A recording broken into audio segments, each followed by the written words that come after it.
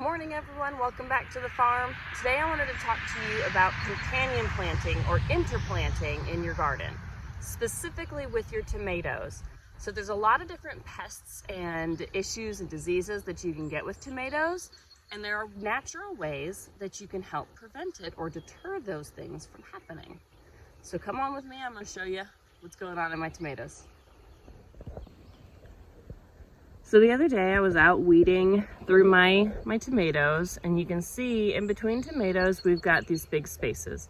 Now that is great to prevent blight, good for airflow.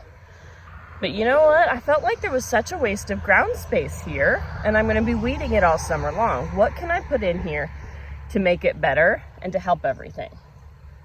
So the first thing is going to be basil. That's this guy right here. Basil. It's just a regular basil, sweet basil. I actually bought these from the store. I do have some started inside, but they're not quite big enough yet.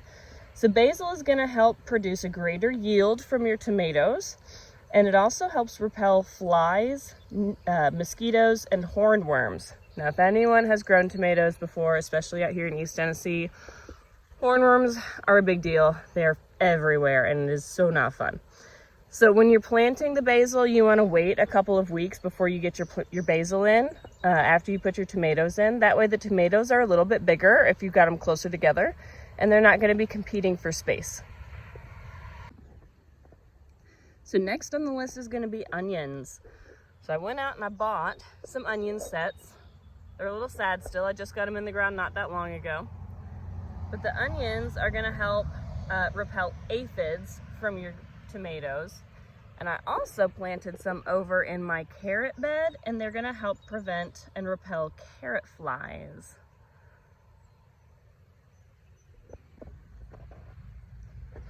And so the third plant that I have interplanted with my tomatoes is carrots. They're right here. Can you see them?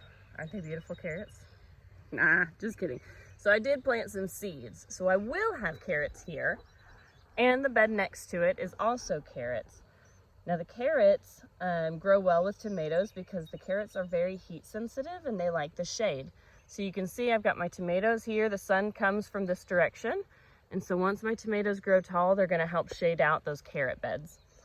Tomatoes also produce solanine, which is a natural insecticide which targets pests.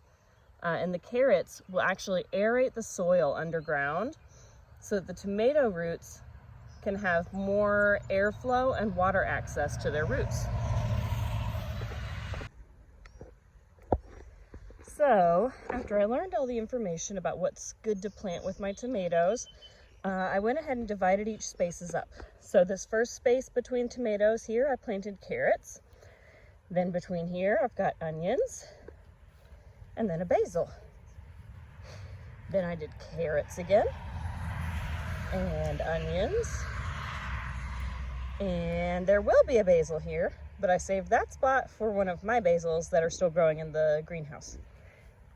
Then carrots and onions and a basil, and I went all the way down the line, interplanting all my little goodies so that each plant gets good coverage.